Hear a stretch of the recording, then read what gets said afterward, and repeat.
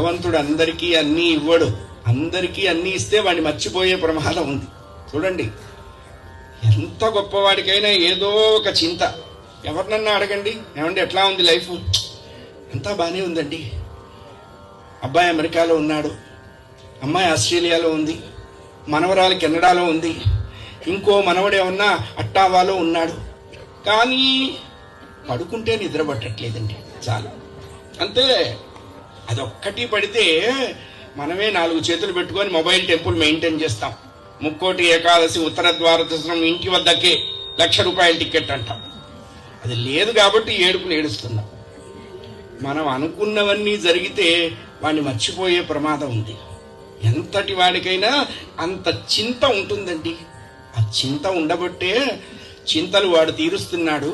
వాడి చెంత ఉంచి మనం తల ఉంచి బాబో అని ఏడుస్తున్నాం. ఏడవాలి, భగవంతుడి కోసమే ఏడవాలి. భగవంతుడి కోసం ఏడిస్తే చెడిపోయిన వాళ్ళు లేరు, మిగతా వాటి కోసం ఏడిస్తే బాగుపడ్డ వాళ్ళు లేరు.